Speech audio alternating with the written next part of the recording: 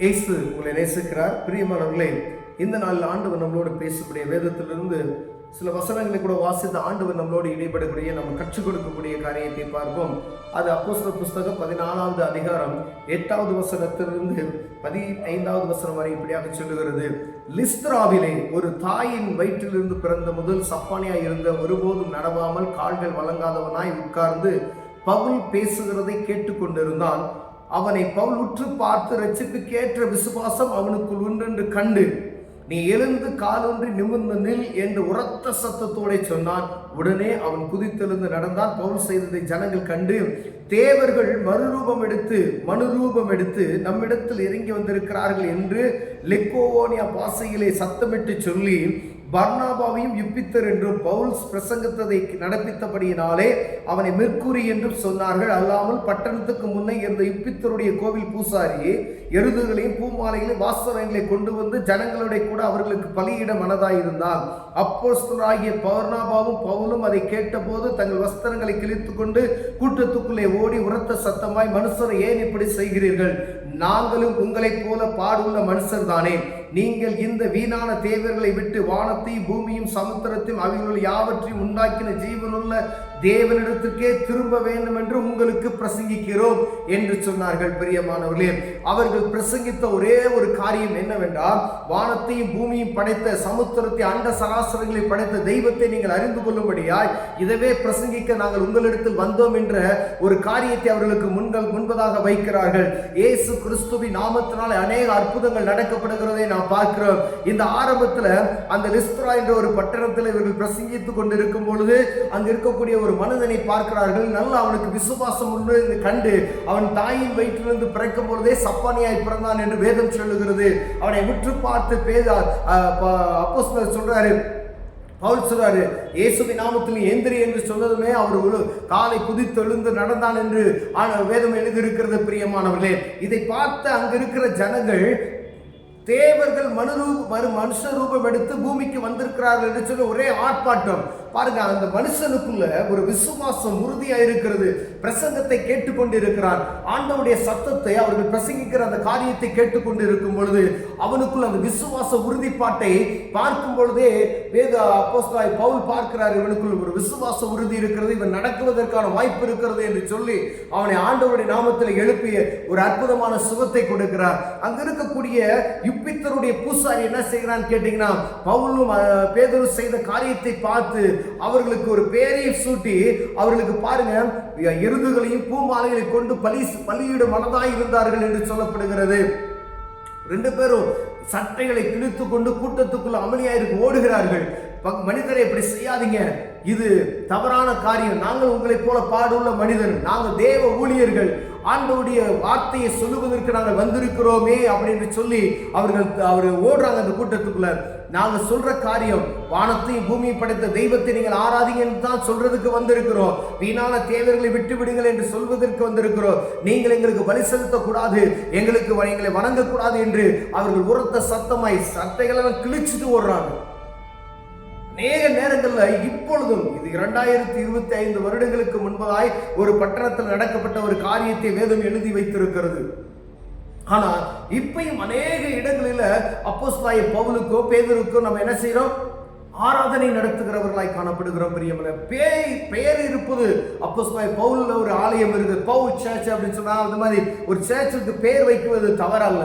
ஆனா அந்த ஆராதனை யாருக்கு நடக்கிறது என்பதை பார்க்கும்படி ஆண்டவர் உங்களோடும் என்னோடு பேசுகிறார். பிரியமானவர்களே, இந்த நாமத்தை, இயேசு என்ற நாமத்தை நாம் உயர்த்துகிறோமா, தெய்வத்துக்கு கொடுக்க வேண்டிய நாமத்தை வேறொருவருக்கு கொடுக்கிறோமா என்று பார்க்கும்படி ஆண்டவர் உங்களோடு என்னோடு பேச அவர்கள் சொல்லுகிறார்கள், பூமியை வானத்தையும் பூமியும் சமுத்திரத்தையும் அவைகளில் உள்ள யாவற்றையும் உண்டாக்கின ஜீவனுள்ள தேவனிடத்திற்கே திரும்ப வேண்டும் என்று நாங்கள் உங்களுக்கு பிரசங்கிக்கிறோம். அவர்கள் ரொம்ப ரொம்ப கவனமாய் பிரசங்கித்த அந்த பிரசங்கம் அப்ப இந்த காரியம்தான், வானத்தையும் பூமியை உண்டாக்கின தேவனவே உங்களுக்கு பிரசங்கிக்க வந்தோம்னு சொல்லி. ஆனால் நம்ம இந்த நாட்கள் அநேக சுவிசேஷங்கள், அந்த நாட்கள்ல இந்த லிஸ்த்ரால 2 பேர் தான் போய் அன்னைக்கு பிரசங்கிக்கிறாங்க. ஆனா நமக்கு ஆயிரக்கணக்கான பிரசங்கங்களை கேட்கிறோம். பலவிதமான வேத புத்தகம் அந்த நாட்கள் இல்லாதது. இந்த நாட்களில் ஒவ்வொரு வீட்லையும் வேத புத்தகம் இருக்கிறது. எங்கும் வேத புத்தகம் கிடைக்கிறது.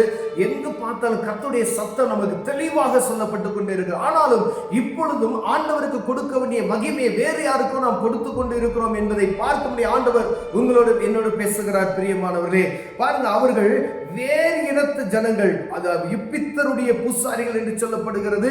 அவர்கள் பலி செலுத்துறாங்க, காளைகளை செலுத்துறாங்க அவங்க ஆராதனை செய்யக்கூடிய இடத்திற்கு. ஆனா அதை விட்டுட்டு இவர்களுக்கு பலிகளை செலுத்தும்படியா ஓடி வரார்கள்.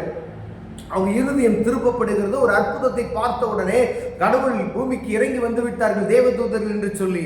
ஆனா அவர்களுக்கு இவர்கள் சொல்றாங்க, அதை கேட்குவதற்கு மனதில்லாது இருந்தார்கள் என்று சொல்லி. அதே போலதான் இந்நாட்களும் ஆண்டவருடைய சத்தத்தை எங்கும் பிரசித்தப்படுத்தி கொண்டு இருக்கிற ஜனங்கள் உண்டு. தேவ மனிதர்களுக்கு மரியாதை கொடுக்குவது நிமித்தம் தவறல்ல. அவர்கள் ஆண்டவருடைய தூதர்கள், இறைப்பணியாளர்கள், அவர்களை வணங்குவது தவறு. ஒரு மரியாதைக்குரியவர்கள், ஆனால் வணங்குவது தவறு. அவர்களுக்கு ஆலயத்தை கட்டுவது தவறு. அவர்களை நம்ம ஆராதிப்பது தவறு என்று வேதம் சொல்லுகிறது. இதைத்தான் பவுலும் பேதுரும் அந்த நாட்கள்ல அந்த ஜனங்களுக்கு சொன்னார்கள். ஆனால் அவர்கள் மாறுபாடான ஒரு காரியத்தை செய்தார்கள். பிரியமானவர்களே, ஆனால் ஆண்டவர் விரும்புகிற அவரையே என்ன என்று உனக்கு வேறு தேவர்கள் வேண்டாம் என்று சொல்லி இருக்கிறாரே, அந்த வார்த்தை நமக்குள் இருக்கிறதா?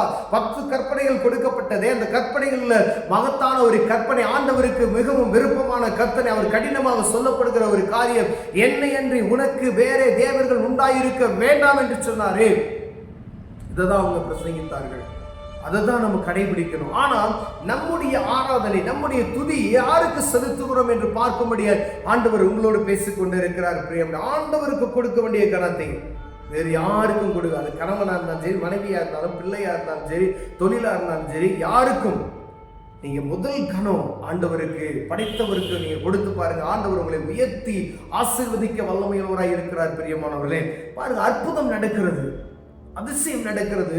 பிரசங்கிக்கிறார்கள், அவனுக்குள்ள நல்ல ஒரு விசுவாசத்தின் உறுதிப்பாட்டை பார்க்கிறார்கள். அப்ப நமக்கு ஒரு அற்புதம் நடக்கணும் அப்படின்னு சொன்னா, வசனத்தை கேட்டு அதுல கூடிய விசுவாசத்தில் உறுதியா இருக்கும் பொழுது அற்புதம் நடக்கும். பார்த்தார்கள், அவனுக்குள்ள விசுவாசத்தினுடைய அந்த காரியத்தை அவன் முகத்தில் தெரிகிறது. எழுந்து நட என்று சொன்னதுமே நடக்கிறான். குதித்து எழுந்து நடந்தான். அவன் சொன்ன நிமிஷத்துல குதித்து எழுந்து ஓடினான் என்று வேதம் சொல்லுகிறது. பிரியமானவர்கள், அப்ப விசுவாச உறுதிப்பாடு நமக்கு வேணும். ஆண்டவர் எனக்கு அற்புதம் செய்வோம். செங்கடல் இரண்டாக பிளந்த தேவன் என்று நமக்கு தெரியும். யோர்தானை பின்னோக்கி ஓடச் செய்தவர் நமக்கு தெரியும். கற்பாறையிலிருந்து தண்ணீரை வர செய்தவர் என்று நமக்கு தெரியும். ஆனா விசுவாசத்தில் உறுதியா இருக்கிறோமா என்று பார்க்கும்படி ஆண்டவர் உங்களோடும் என்னோடு பேசுகிறார். ஆராதனையை யாருக்கு நம்ம செலுத்துகிறோம் என்று ஆண்டவர் உங்களோடும் என்னோடு பேசுகிறார். பிரியமானவர்களே, நம்முடைய மூட நம்பிக்கையில் இருக்கிறோமா இல்ல தெய்வத்தை ஆராதிக்கிறோமா என்று பார்க்கும்படி ஆண்டவர் உங்களோடும் என்னோடு பேசுகிறார். ஒருவேளை நம்முடைய ஆராதனை எப்படி இருக்கிறது, நம்முடைய விசுவாசம் எப்படி இருக்கிறது என்று பார்க்கும்படியாய் ஆண்டவர் உங்களோடும் என்னோடு பேசுகிறார். பிரியமானவர்களே, கர்த்தருக்கு கொடுக்க வேண்டியதை கர்த்தருக்கும், அரசுக்கு கொடுக்க வேண்டியதை அரசுக்கும் சரியா சொல்லணும். அரசாங்கத்துக்கு ஆண்டவர் சொன்னாரு, ஆண்டவர்கிட்ட இயேசு கிறிஸ்து இருக்கும் பொழுது அவருக்கு என்ன செய்றாங்க, வரிப்பணம் நீங்க கட்டுவது இல்லையா அப்படின்னு சொல்லி ஆண்டவர் ஒரு பணத்தை என்கிட்ட கொண்டு வாங்க அப்படின்னு சொல்லி அவர்கிட்ட காமிக்கிறாரு. யாருடைய சொருவத்தில் இருக்கிறதுனா அந்த ராயனுடையது. அப்ப ராயனுக்கும் கர்த்தருக்கும் கொடுங்க அப்படின்னு சொல்லி ஆண்டவர் சொல்லுகிறதை பார்க்கணும். அப்ப ஆண்டவருக்கு கொடுக்க வேண்டிய கனத்தை ஆண்டவருக்கு கொடுக்கணும். ஒரு ராஜாவுக்கு கொடுக்க வேண்டிய கனத்தை ராஜாவுக்கு கொடுக்கணும். ராஜா தான், கடவுள் தான். அப்ப 2 பேரும் ஒன்றா ஆக முடியாது. தெய்வத்துக்கு கொடுக்க வேண்டிய கனம் வேறு, அரசு அந்த ராஜாவுக்கு கொடுக்க வேண்டிய கனம் வேறு. ஆனா 2 பேருக்கும் கொடுக்க வேண்டிய கனத்தை நாம் சரியாய் கொடுக்க வேண்டும். முதல்ல தேவனுக்கு கொடுக்க வேண்டிய கனத்தை நாம் கொடுப்போம். கர்த்தர் நம்மை ஆசீர்வதித்து உயர்த்த வல்லமையுள்ளவராய் இருக்கிறார். கண்களை மூடுவோம், ஜெபம் செய்வோம். அன்பின் தகப்பனே, ஆண்டவரே, விசுவாச உறுதிப்பாடு, நாங்கள் அற்புதத்தை பெற்றுக்கொள்ள வேண்டும் என்றால் எங்களுக்குள்ள ஒரு விசுவாசத்தில் ஆழ்ந்த உறுதிப்பாடை உண்டாக்கித்தாங்க ஆண்டவரே. அதே போல நாங்கள் ஆராதிக்கிற தேவன் சர்வ வல்லமையுள்ள தேவன் என்பதை புரிந்து செயல்பட உதவி செய்வீராக. எங்க ஆராதனை யாருக்கு செலுத்துகிறோம் என்பதை பார்க்க எங்களுக்கு கிருபை பாராட்டும். இயேசுவின் நாமத்தில் பிதாவே, ஆமென்.